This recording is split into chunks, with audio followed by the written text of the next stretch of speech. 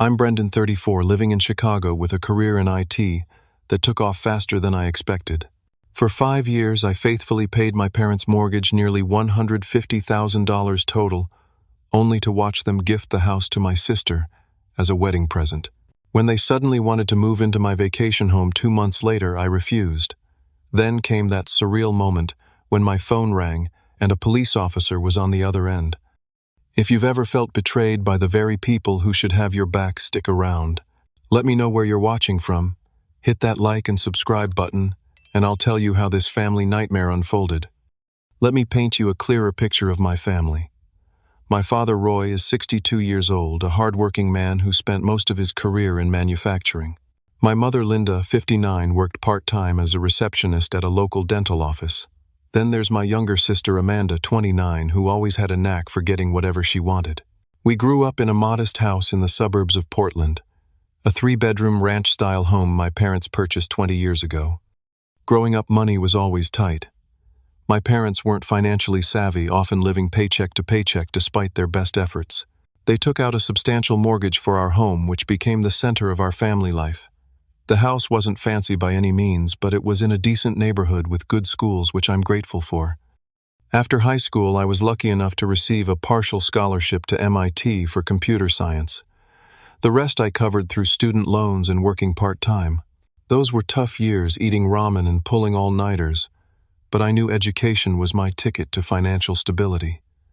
I graduated with honors and quickly secured a job at a promising tech startup in Chicago. Through dedication and countless late nights, I climbed the corporate ladder faster than I anticipated. By the time I was 30, I had been promoted to technical director at a respected software company, overseeing a team of 25 developers and earning a comfortable 6-figure salary. I wasn't wealthy by any means, but I was financially secure and had even managed to purchase a small vacation house on the Oregon coast, a place I'd visit to decompress from the high-stress environment of my job. Everything changed 5 years ago. My father called me one evening, his voice trembling, as he explained that his manufacturing plant was closing due to overseas competition. At 62, he was laid off with a paltry severance package that wouldn't even cover 3 months of expenses. My mother's part-time job couldn't sustain their bills, and they were facing the very real possibility of foreclosure. I still remember the sleepless night after that call. I had my own financial obligations, student loans that still totaled over $70,000 and a mortgage on my primary residence in Chicago. But I couldn't bear the thought of my parents losing their home. The next morning, I made the decision that would later come back to haunt me. I called my parents and offered to cover their $2,500 monthly mortgage payment until my father found another job. They were reluctant at first, but I insisted. What was intended as a temporary arrangement stretched into months, then years. My father struggled to find new employment at his age, eventually settling for a part-time job at a hardware store that paid barely above minimum wage. For 5 years, I sent $2,500 every month without fail. This wasn't pocket change for me. It required sacrifices. I postponed my own financial goals, cut back on retirement savings, and limited my social life. But I never complained, because that's what family does. We help each other through tough times. During those 5 years, I maintained a close relationship with my parents. I'd fly back to Portland every few months, help with house repairs, and even paid for additional expenses that cropped up, like a new water heater and roof repairs. My parents were appreciative, at least verbally, often telling me how blessed they were to have such a devoted son. Meanwhile, my sister Amanda took a different path. She dropped out of community college after 2 semesters, claiming it wasn't the right fit. She bounced between retail jobs, never staying in one place long enough to build a career. Despite her lack of financial stability, Amanda maintained an expensive lifestyle, frequently posting photos of restaurant meals, new clothes, and weekend getaways on social media. Our parents never pushed Amanda to contribute financially or to develop more responsibility. When she moved back home at 25 after breaking up with a boyfriend, they welcomed her with open arms, charging her minimal rent that didn't even cover the additional utilities her presence incurred. I never objected, believing that families should support each other, though I sometimes wondered if the stark difference in expectations between us was fair. Little did I know that my generosity would set the stage for one of the most painful betrayals of my life.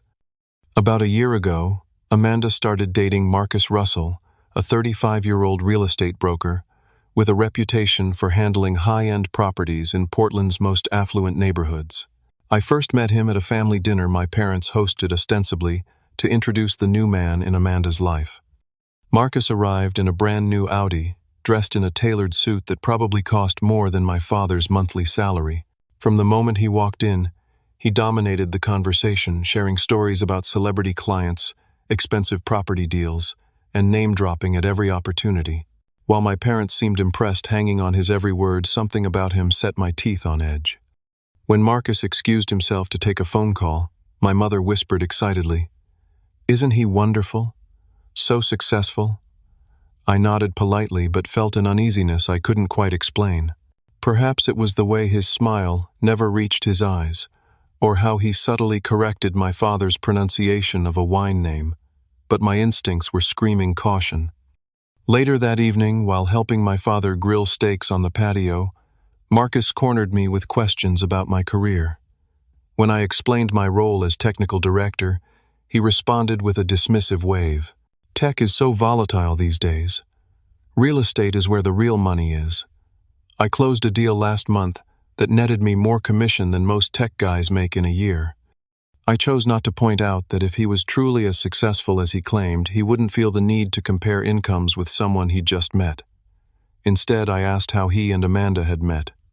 "At Meridian Club," he replied, referring to one of Portland's most exclusive social venues. I was surprised to see someone like her there, honestly. She stood out. The implication was clear. Amanda, with her retail job and modest background, didn't belong in his world. Yet he'd chosen her anyway, as if doing her a favor.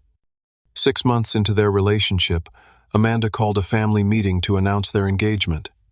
My parents' small living room was decorated with champagne glasses and congratulatory banners. Amanda's face glowed with excitement as she flashed a diamond ring that looked disproportionately large on her slender finger. "We're getting married in 3 months," she squealed while Marcus stood beside her, arm possessively around her waist. "Marcus knows the perfect venue, and we've already secured it with a deposit." My parents erupted in excitement, my mother already discussing dress options, while my father shook Marcus's hand repeatedly. I offered congratulations too, but internally wondered about the rushed timeline. 6 months seemed incredibly fast, especially given Amanda's history of impulsive decisions. After dinner, I managed to catch Amanda alone in the kitchen. "Are you sure about this? You haven't known him that long," I ventured carefully. Her expression immediately hardened. "Don't start, Brendan. Just because you're still single and married to your job doesn't mean everyone wants that life." "I'm not saying that. I just want to make sure he treats you right. Has he discussed finances, future plans? These are important." "Stop it," she hissed. "You're jealous. You've always been jealous when good things happen to me. Marcus is successful, he loves me, and we're going to have an amazing life together."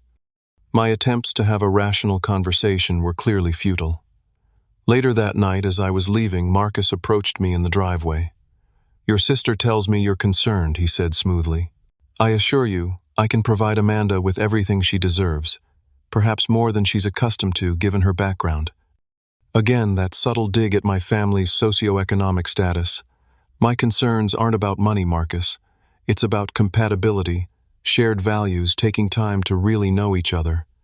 He chuckled, a sound devoid of humor. How quaint. "Well, Amanda and I understand each other perfectly. I suggest you get on board with the wedding plans. Your sister is very excited, and it would be a shame if your concerns dampened her happiness." The wedding preparations quickly spiraled into an extravagant affair.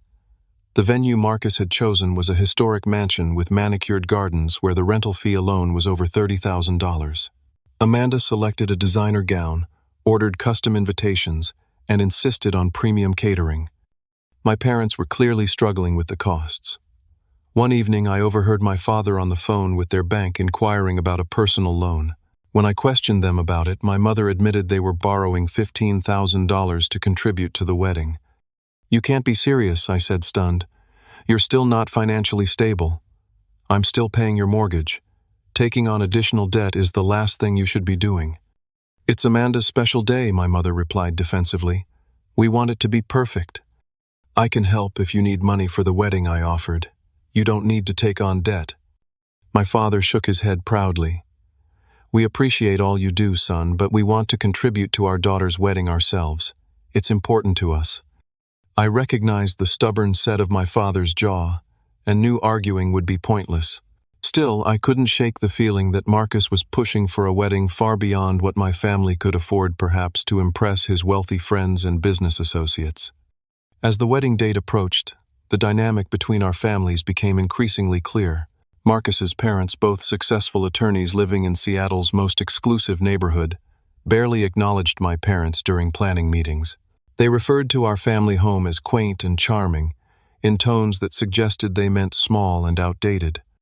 Through it all, Amanda seemed oblivious, caught up in the whirlwind of becoming Mrs. Russell and entering the social circle she had always aspired to join. And my parents, eager to see their daughter happy, and perhaps impressed by the lifestyle Marcus represented, continued to empty their savings and take on debt for a wedding that felt more like a status symbol than a celebration of love. 1 month before the wedding, my parents invited me over for a family dinner. Nothing fancy, my mother said on the phone. Just the 4 of us, like old times. Something in her tone made me suspicious, but I agreed to drive over after work. The table was set with their best china, and my mother had prepared all my favorite dishes: pot roast garlic, mashed potatoes, and apple pie for dessert. My father seemed unusually nervous, repeatedly checking his watch and refilling his wine glass. Amanda was conspicuously absent. After dinner, my father cleared his throat. Son, we wanted to talk to you about something important. Your mother and I have been discussing what to give Amanda and Marcus for a wedding present.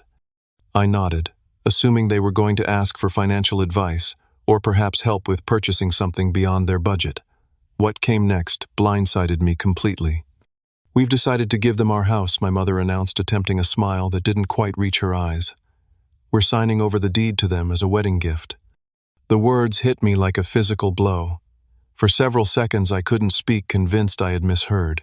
You're giving them your house, the house I've been paying the mortgage on for the past 5 years. My father shifted uncomfortably. We know it's unusual, but Amanda and Marcus are starting their life together. They'll need a place to live. Marcus owns a condo downtown, I pointed out, my voice rising. And he's supposedly a successful real estate broker. Why would they need your house? It's not about need, my mother said. It's about giving our daughter something meaningful, something that says we support her marriage. And what about the $150,000 I've contributed over the past 5 years? Did that mean nothing I could feel? Heat rising to my face, my hands trembling slightly with suppressed anger. My father had the grace to look ashamed. Of course, we appreciate everything you've done, Brendan, but that was to help us in a difficult time, not to give you ownership of our home. I never claimed ownership, I exclaimed. But I've been making your mortgage payments with the understanding that I was helping to secure your future, not funding a gift for Amanda and her husband, who by all accounts doesn't need financial assistance. My mother's expression hardened. Amanda is starting a family. They'll need the space more than we will. Marcus has plans to renovate and expand the property. And where will you live? I demanded. We're looking at apartments in the city, my father explained. Something smaller, easier to maintain at our age. I couldn't believe what I was hearing. So you're giving away a nearly paid-off house to move into a rental that will probably cost more monthly than your current mortgage. How does that make financial sense? Before either could respond, the front door opened and Amanda walked in with Marcus. Their timing was so perfect it was obviously planned. Did you tell him? Amanda asked excitedly, not even bothering with a greeting. My mother nodded, attempting a smile. We just did. Amanda rushed over to hug our parents. Isn't it wonderful Marcus already has the renovation plans drawn up? Wait until you see what we're going to do with the place. Marcus extended his hand to me. We're very grateful for your parents' generosity.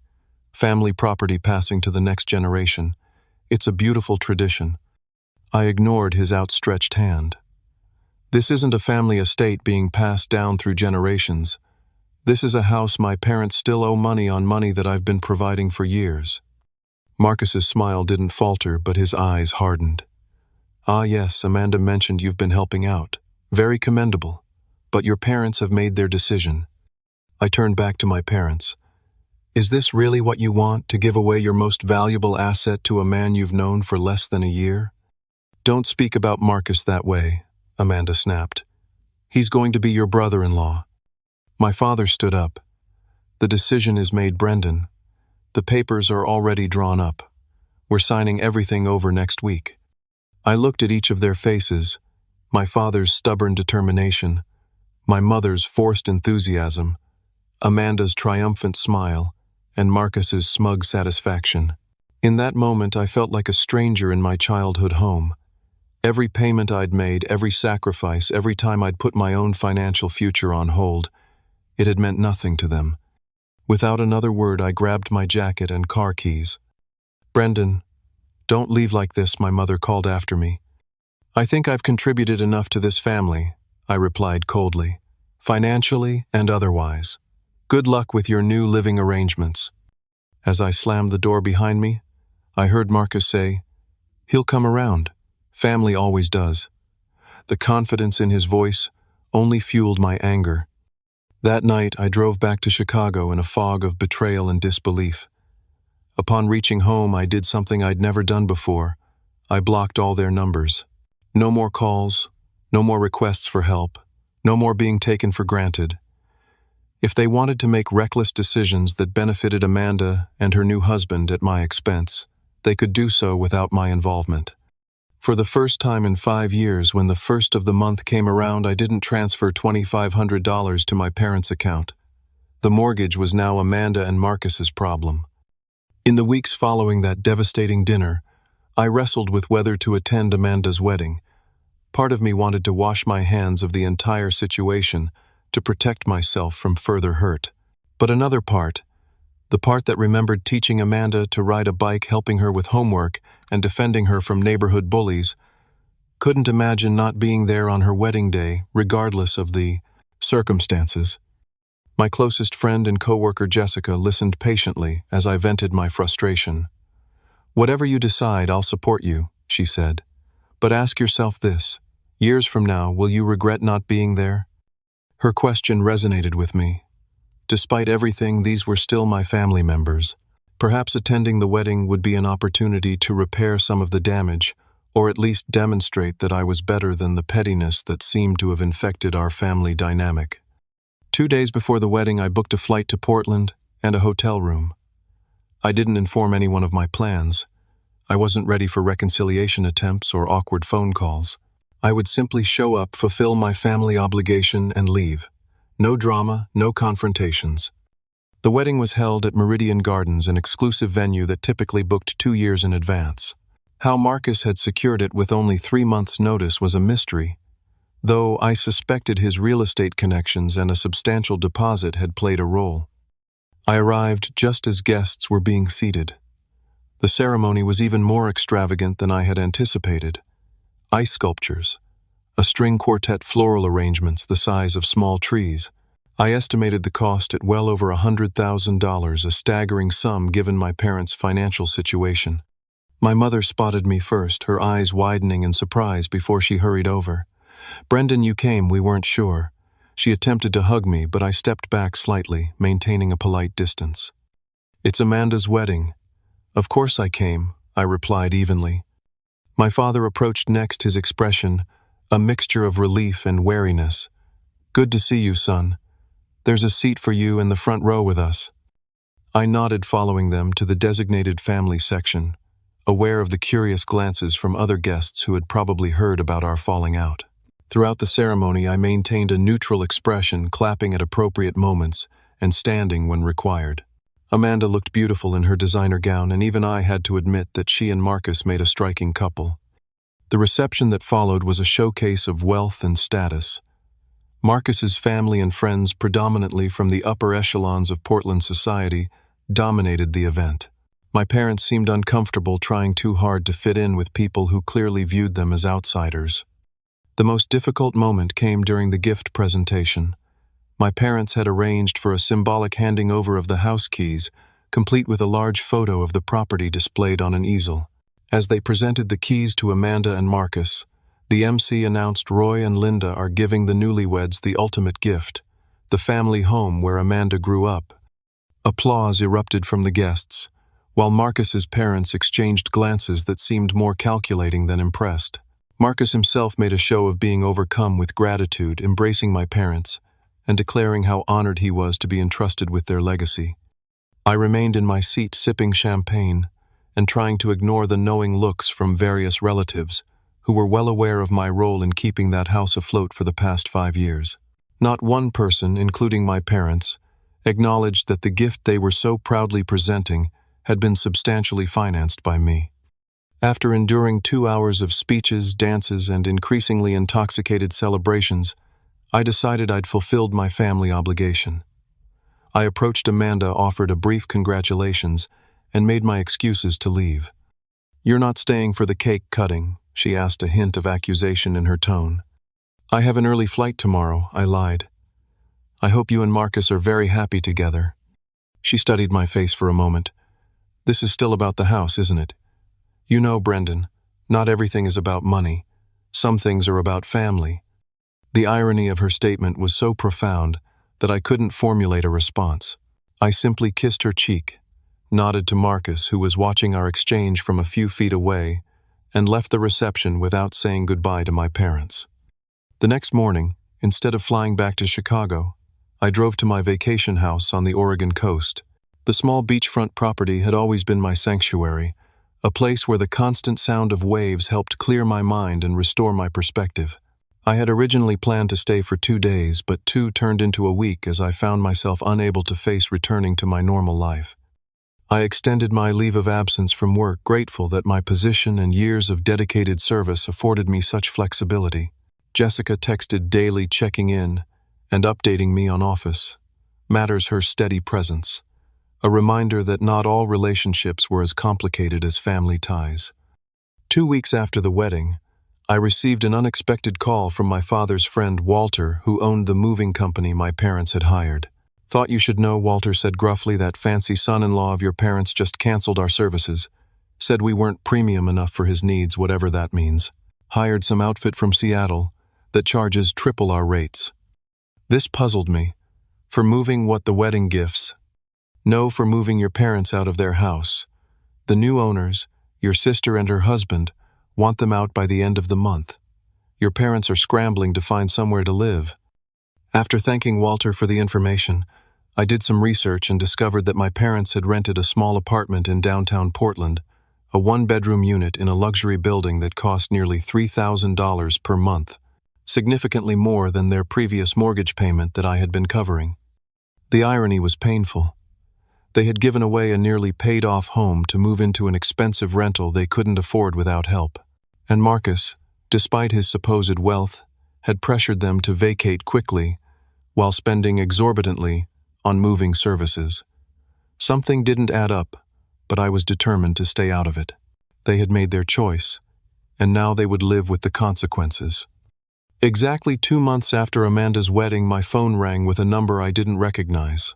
Against my better judgment, I answered. "Brendan, it's Mom.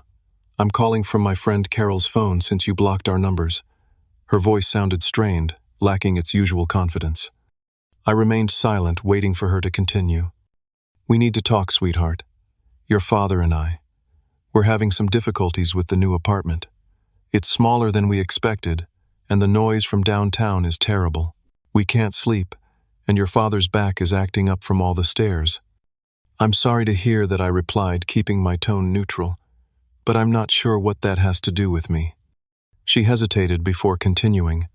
"We were thinking, your beach house has that extra bedroom, and it's so peaceful there. We thought maybe we could move in for a while just until we figure out something more permanent." The audacity of the request left me momentarily speechless. After giving away the house I'd been paying for, they now expected to move into my vacation property. "That won't be possible," I finally said. "I use that house regularly. But you're in Chicago most of the time. It sits empty for months on end. We wouldn't be in your way. We've always talked about retiring near the ocean, and this would give us a chance to see if coastal living suits us. Mom, I said firmly, you just gave away a house that I paid for, a house that could have been your retirement home, and now you want to move into my property. Do you not see the problem here? That's not fair, Brendan, she protested. We appreciate everything you did to help with the mortgage, but that was a gift. You can't hold that over our heads forever. A gift of $150,000 that you turned around and handed to Amanda and Marcus, I pointed out, a couple who by all accounts didn't need financial assistance. It's more complicated than that, she insisted. Amanda is family. She's starting her own family now. We wanted to give her security. And what about your security? What about the 5 years I spent, ensuring you and Dad wouldn't lose your home? Did that mean nothing to you? My mother's voice hardened. I'm going to put your father on the phone. Maybe you'll listen to reason from him. There was a rustling sound, and then my father's gruff voice came on the line. Son, I know you're upset, but this isn't like you. We raised you to respect family obligations. That's rich, coming from you right now, I replied. What exactly do you think my family obligations are, Dad? To hand over my vacation property after you gave away the house I was paying for. Where does it end? We're your parents, he said, as if that explained everything. We need a place to live that we can afford on our fixed income. The apartment is draining our savings fast. Then perhaps you should have considered the financial implications before giving away your most valuable asset, I suggested. Or you could ask Amanda and Marcus for help. After all, they're the ones benefiting from your generosity. They're newly married, my father protested. They need time to establish themselves. I couldn't help but laugh at the absurdity. Dad Marcus is 35 and supposedly a successful real estate broker. I'm sure he can afford to help his in-laws, especially after receiving a house as a wedding gift. The conversation continued in circles with my parents, alternating between guilt trips, appeals to family loyalty, and increasingly desperate reasoning. Finally, I'd had enough. The answer is no, I stated firmly. I will not be providing you with housing, not now, not in the future. You made a decision that completely disregarded my contributions and feelings. Now you can live with the consequences of that decision. I ended the call blocking Carol's number as well. But the matter wasn't settled. Over the next week, I received calls from various family members, aunts, uncles, cousins, all of whom had apparently been recruited to persuade me to change my mind. Your parents are struggling, my Aunt Patricia scolded. Is this really the time to hold a grudge? Your sister is worried about them, Uncle Robert claimed. She says the apartment is affecting their health. The coordinated pressure campaign only reinforced my decision. I gradually blocked all the extended family numbers, focusing instead on my work and rebuilding the savings I'd depleted helping my parents. 3 weeks after my parents' initial call, I received an email from Amanda. The subject line read, "You should be ashamed." The message itself was a lengthy tirade about my selfishness and lack of family values. Mom and Dad gave you everything growing up, she wrote. They supported your education, celebrated your success, and now when they need help, you turn your back on them. Marcus says we should take legal action for elder abandonment if you continue refusing to help. They're your parents, Brendan. Act like a son. I didn't respond to the email, but the threat of legal action concerned me enough that I consulted with a colleague whose wife specialized in family law. She assured me that elder abandonment wasn't applicable in this situation, especially given my parents' relative youth and good health. They're trying to intimidate you, she explained. Adults aren't legally obligated to provide housing for their parents, particularly parents who are perfectly capable of supporting themselves and have made their own financial decisions. Her reassurance helped, but the situation continued to weigh on me. Jessica noticed my distraction at work and invited me to dinner to talk things through. Over pasta and wine at her apartment, I shared the full story, including the latest developments. What bothers me most, I admitted, isn't the money. It's the complete disregard for what that money represented. Years of sacrifice on my part, putting my own financial goals on hold to help them, and now they act entitled to even more of my resources. Jessica nodded thoughtfully. It sounds like your parents have always favored your sister, perhaps without even realizing it. That pattern is hard to break even when the evidence of unfairness is staring them in the face. Her insight struck a chord. Throughout our childhood, Amanda had always received more leeway, more praise for lesser accomplishments, more attention when we both had achievements to celebrate. I had accepted it as the normal dynamic between siblings, never allowing myself to acknowledge the hurt it caused. "You don't have to set yourself on fire to keep others warm," Jessica added, reaching across the table to squeeze my hand, "especially when they've shown they don't value your sacrifice." Her support strengthened my resolve to maintain boundaries with my family. I focused on work, reconnected with friends I'd neglected while dealing with family drama, and even started exploring the possibility of buying a small rental property as an investment, something I'd put off for years while sending money to my parents. I was finally moving forward when the next bombshell dropped. It was a quiet Tuesday evening. I had just finished a video conference with our international team and was about to order dinner when my phone rang. The caller ID showed a Portland area code, but not a number I recognized. Normally, I would have ignored it, assuming it was another relative trying to guilt me, but something prompted me to answer. "Is this Brendan Mitchell?" a formal voice inquired. "Yes, this is he. This is Officer Daniels with the Portland Police Department. I'm calling regarding a complaint that's been filed against you by Roy and Linda Mitchell." My stomach dropped.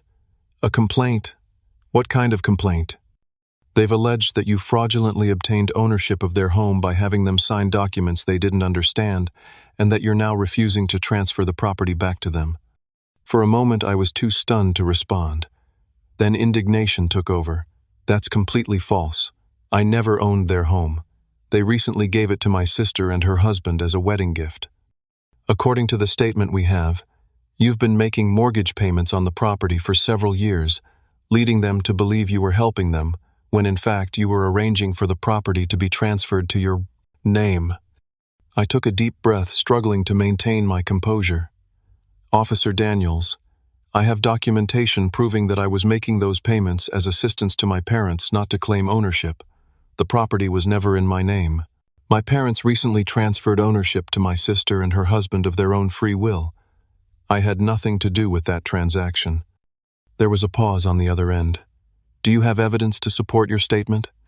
"Yes, I have 5 years of bank statements showing transfers to my parents' account specifically labeled as mortgage assistance. I have text messages and emails discussing these payments as help, not as payments toward ownership. And I'm certain the county recorder's office will show that the property transferred directly from my parents to my sister and her brother-in-law, with my name never appearing on any deed." Officer Daniels's tone softened slightly. "I appreciate your cooperation, Mr. Mitchell. These kinds of family disputes can be complicated. I recommend you gather all your documentation and consider consulting with an attorney." "Am I being charged with something?" I asked, my heart still racing. "No charges have been filed at this point. We're investigating the complaint.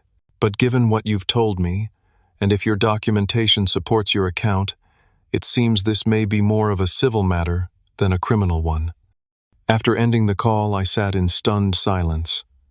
My own parents had filed a false police report against me, accusing me of fraud. The betrayal cut deeper than anything that had come before. This wasn't just about money or favoritism anymore. They were actively trying to damage my reputation and potentially my freedom. I immediately called Thomas Williams, a college friend who had become a respected attorney in Chicago.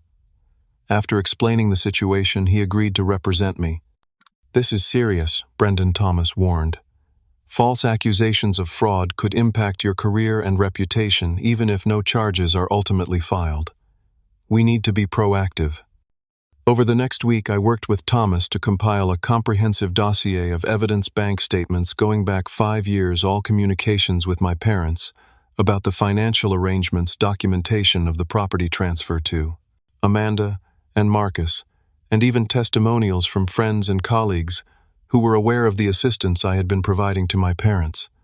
Thomas also advised me to file a counteraction for defamation and filing a false police report. "Sometimes the best defense is a good offense," he explained. "They need to understand there are consequences for making false accusations." While gathering evidence, I discovered something unexpected. In reviewing my parents' social media accounts for any relevant posts, I noticed they had suddenly stopped sharing photos of their new apartment. The last mention of their living situation had been 2 months earlier, with my mother commenting on a friend's post that they were adjusting to apartment living. Out of curiosity, I asked Jessica, who had a friend in Portland real estate, to discreetly check if my parents were still at the luxury apartment they had rented. The information she came back with was surprising. They had moved out after just 1 month, breaking their lease and forfeiting a substantial security deposit. "Where are they living now?" I asked. "According to my friend, they moved in with Amanda and Marcus at your old family home," Jessica replied. "Apparently they're living in the finished basement, which Marcus had renovated into a separate suite." This new information made the false police report even more perplexing. Why would my parents claim I had stolen their house when they were currently living in it with Amanda and Marcus? Something wasn't adding up. Thomas suggested we arrange a formal meeting with all parties involved, my parents, Amanda, Marcus, and their legal representation, if any. "Let's get everyone in a room together and sort this out once and for all," he proposed. "Sometimes when people have to look you in the eye and repeat their accusations, the truth comes out." After some negotiation, a meeting was scheduled at Thomas's office in Chicago. My parents initially objected to the location, claiming they couldn't afford the travel, but eventually agreed when Thomas offered to conduct the meeting via video conference if necessary. Interestingly, once Marcus learned Thomas's reputation as a high-powered attorney, he quickly arranged for everyone to fly to Chicago. The day of the meeting arrived. I sat next to Thomas in the conference room, watching as my family filed in. First my parents, looking older and more tired than I remembered. Then Amanda, uncharacteristically subdued, and finally Marcus, whose usual confident demeanor seemed forced. They were accompanied by a lawyer who introduced himself as Gregory Pearson, though it became apparent he was a friend of Marcus's rather than an experienced family attorney. Thomas, with his 20 years of experience and commanding presence, quickly established control of the meeting. "We're here today," Thomas began to address serious allegations made against my client, Brendan Mitchell. "Before we proceed, I want to make it clear that we have compiled extensive evidence refuting these claims, and we are prepared to pursue legal action for defamation and filing a false police report if necessary." My father shifted uncomfortably in his seat while my mother stared down at her hands. Marcus leaned forward about to speak, but Thomas held up a hand to stop him. "First, let's establish the facts." Thomas continued, sliding copies of my bank statements across the table. For 5 years, Brendan provided $2,500 monthly to his parents for their mortgage payments. These transfers were clearly labeled as mortgage assistance and totaled approximately $150,000 over that period. He then produced emails and text messages between my parents and me, documenting our understanding of the arrangement. At no point did Brendan claim ownership of the property or attempt to have it transferred to his name. My mother finally looked up, her eyes brimming with tears. "We never meant to imply that Brendan stole our house," she said quietly. "There's been a misunderstanding." "A misunderstanding," Thomas repeated skeptically. "Your statement to the police explicitly accused my client of fraudulently obtaining ownership of your property. That's not a misunderstanding. That's a false accusation." Marcus attempted to intervene. "Look, things got heated. Roy and Linda were upset about Brendan refusing to help them when they needed a place to stay. Emotions ran high." Thomas fixed Marcus with a cold stare. "Mr. Russell, filing a false police report is a criminal offense, not an emotional reaction. And speaking of property matters, I understand you're a real estate broker. Perhaps you can explain why, after receiving the Mitchell family home as a wedding gift, you immediately moved your in-laws into the basement, rather than allowing them to find suitable senior housing." The question clearly caught Marcus off guard. He glanced nervously at his friend-turned-lawyer before responding. "That was a temporary arrangement while they looked for something more permanent. Yet they've been living there for nearly 2 months now, correct? And they broke a lease on a luxury apartment to do so, forfeiting a substantial security deposit. That doesn't sound like a plan for independent living." Amanda suddenly stood up. "This is ridiculous. We're not on trial here. Brendan is the one who abandoned our parents when they needed help." Amanda, I said, speaking directly to her. For the first time, I supported our parents financially for 5 years. I put my own life on hold to ensure they didn't lose their home. Then they gave that home to you and Marcus, without even consulting me, effectively nullifying years of my sacrifice. How exactly am I the one who abandoned them? The room fell silent. My father cleared his throat. Son, we never meant to hurt you. We thought giving the house to your sister was the right thing to do. She was starting a family, and we wanted to provide for her future. And what about my future? I asked quietly. What about the acknowledgement of what I contributed to this family? No one had an answer. Thomas seized the moment to shift the conversation. Let's be clear about what's happening here. My client has documentation proving he never owned or attempted to own the property in question. The county records confirm the property transferred directly from Roy and Linda Mitchell to Amanda and Marcus Russell. The police complaint was demonstrably false. He turned to Gregory Pearson.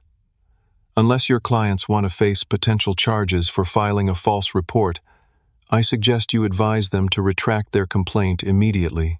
Additionally, we will require a signed statement acknowledging that Brendan Mitchell never attempted to claim ownership of the property and that the payments he made were legitimate financial assistance. Gregory, clearly out of his depth, nodded quickly. We can arrange that. This has all been a terrible misunderstanding. Marcus, however, wasn't ready to concede. What about the vacation house? Roy and Linda just needed a place to stay temporarily. Brendan's refusal was unnecessarily cruel. I was about to respond when Thomas placed a restraining hand on my arm. Mr. Russell, he said calmly, my client's vacation property is not relevant to these proceedings. Brendan is under no obligation to provide housing for his parents or anyone else. The fact that you're attempting to divert attention to this issue suggests you're avoiding a more significant problem. Thomas leaned forward, his expression intense. Perhaps we should discuss your financial situation, Mr. Russell. My investigation suggests that despite your outward appearance of success, you've been struggling with significant debt. In fact, there's evidence you've been attempting to secure a second mortgage on the Mitchell family home to cover your personal financial obligations. The color drained from Marcus's face. Amanda turned to him, shock evident in her expression. What is he talking about, Marcus? Are we in financial trouble? Marcus attempted to maintain his composure. It's just a cash flow issue. Every business has them. The second mortgage was an investment opportunity, not a necessity. My father stood up abruptly. You told us you were financially secure. That's why we felt comfortable giving you the house, because you were going to provide for Amanda. The meeting descended into chaos as the truth began to emerge. Marcus had been struggling financially for years, maintaining an appearance of wealth through increasingly desperate borrowing. The wedding had been a financial strain, and far from being able to support Amanda in luxury, he had been counting on the equity in my parents' house to bail him out of mounting debt. Amanda, tears streaming down her face, finally admitted she had suspected problems, but had been too afraid to acknowledge them. I wanted to believe everything was perfect, she sobbed. I wanted the fairy tale. My parents sat in stunned silence, the full weight of their decisions finally sinking in. They had given away their most valuable asset to a man who had been lying to everyone, including his new wife. As the meeting concluded, Thomas pulled me aside. You have grounds to pursue legal action against all of them, he said quietly. The false police report, the defamation, the deliberate misrepresentation. Just say the word. I looked at my broken family, my distraught sister, my dejected parents, even Marcus, who now appeared more pathetic than threatening, and shook my head. No more legal action. Let's just make sure the police complaint is withdrawn and get a written acknowledgement about the financial assistance I provided. That's enough. Thomas nodded, respecting my decision. Sometimes knowing you could win is satisfaction enough. In the weeks following that revelatory meeting, my family dynamics underwent a seismic shift. The police complaint was formally withdrawn, and my parents signed a statement acknowledging my financial contributions had been legitimate assistance, not an attempt to claim ownership of their property. More significantly, Amanda separated from Marcus just 3 months after their lavish wedding. The financial deception had been too profound to overcome, especially when combined with his manipulative behavior throughout the entire ordeal. She moved back into the family home, which thankfully remained in her name only despite Marcus's attempts to add his name to the deed, and my parents continued to occupy the basement suite. Marcus, facing mounting debt and the collapse of his carefully constructed facade, relocated to Seattle, presumably to start fresh where his reputation wasn't in tatters. According to the Portland real estate grapevine, he had been exaggerating his success for years, handling only occasional high-end properties while primarily working on much less prestigious listings. One rainy Saturday, about 2 months after the confrontation in Thomas's office, I received an unexpected visit at my Chicago apartment. My parents stood nervously in the hallway, looking smaller and more vulnerable than I remembered. "We should have called first," my mother said hesitantly, "but we were afraid you might refuse to see us." I invited them in, offering coffee and taking their coats. The atmosphere was tense, but not hostile. They had flown to Chicago specifically to speak with me face to face, a gesture that suggested genuine remorse. "We've done a lot of soul-searching," my father began once we were seated in the living room, "and we owe you the most profound apology. Not just for the false accusation, but for years of taking your generosity for granted and failing to acknowledge your sacrifices." My mother wiped away tears. "We got caught up in appearances and status. Marcus made us feel important, connected to a world we'd always admired from a distance. We wanted so badly for Amanda to have opportunities we never had that we overlooked what was right in front of us, a son who had already achieved so much and was selflessly helping us without asking for recognition." Their apology seemed sincere, their regret palpable. After so much anger and hurt, I found myself ready to listen, if not immediately forgive. "What happens now?" I asked. "With the house, with Amanda, with your living situation?" My father explained that Amanda had decided to sell the house once the real estate market improved. She says she can't live there knowing how it came to be hers. She wants to split the proceeds 3 ways, between herself, us, and you. "I don't want the money," I said immediately. I didn't help with the mortgage, expecting repayment. "We know," my mother said softly. "That's what makes it worse. You gave without expectation, and we took without proper gratitude." They went on to share that Amanda had found a job as an office manager at a local accounting firm, her first stable employment in years.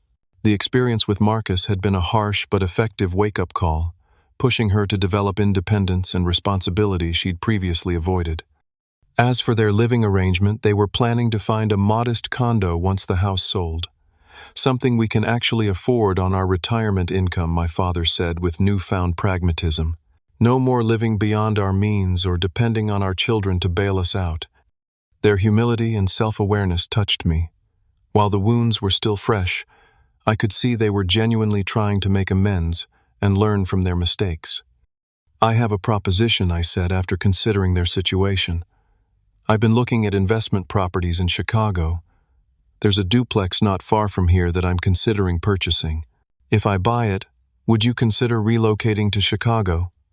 You could live in one unit paying a fair but affordable rent, and I'd rent out the other unit at market rate. It would be a good investment for me, and you'd have stable housing near family." The offer surprised them. "You'd still want us close by?" After everything, my mother asked incredulously. "We're family," I replied simply. "That doesn't stop because of mistakes, even serious ones.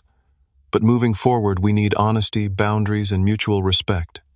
They accepted tearfully, expressing both gratitude for the second chance and shame for having necessitated it in the first place. 3 months later, they moved into the duplex I had purchased. The arrangement worked better than any of us had anticipated. Having their own space while being close enough for regular dinners and visits provided the perfect balance of independence and family connection. Amanda eventually sold the house, using her portion of the proceeds to fund her return to college, completing the business degree she had abandoned years ago. She and I rebuilt our relationship, gradually finding common ground in our shared experience of growing beyond the dysfunctional patterns of our upbringing. As for me, the ordeal forced me to confront issues I had long suppressed. My willingness to be taken for granted, my tendency to enable unhealthy family dynamics through financial support without accountability, and my reluctance to establish clear boundaries. Jessica proved invaluable throughout my journey of self-discovery and healing. Our friendship deepened through long conversations about family responsibility and self-worth. Eventually, that friendship blossomed into something more, and a year after the family crisis, we began dating. Looking back on that painful chapter of my life, I realize it wasn't really about the house or even the money. It was about recognition, respect, and reciprocity, the fundamental elements of any healthy relationship. My parents' betrayal hurt so deeply because it demonstrated a fundamental lack of those elements. The experience taught me that true family isn't defined by unconditional sacrifice, but by mutual respect and appreciation. It's possible to love your family deeply while still maintaining healthy boundaries and expecting basic consideration in return. Today, our family dynamics are healthier than they've ever been. My parents have developed financial independence appropriate for their stage of life. Amanda has found purpose and self-sufficiency through education and meaningful work. And I've learned that generosity means nothing without the self-respect to ensure it's properly valued. If you're struggling with family expectations, remember that love doesn't require martyrdom. Healthy relationships involve give and take, appreciation, and respect. Sometimes the most loving thing you can do, for yourself and for others, is to stand firm in your worth and refuse to be taken for granted. I'd love to hear your thoughts on this story. Have you ever experienced family members taking your generosity for granted? How did you handle it? Please share in the comments below. And if this story resonated with you, hit that like button and subscribe to hear more real-life experiences. Thank you for listening, and remember, you can be both generous and respected. You deserve both.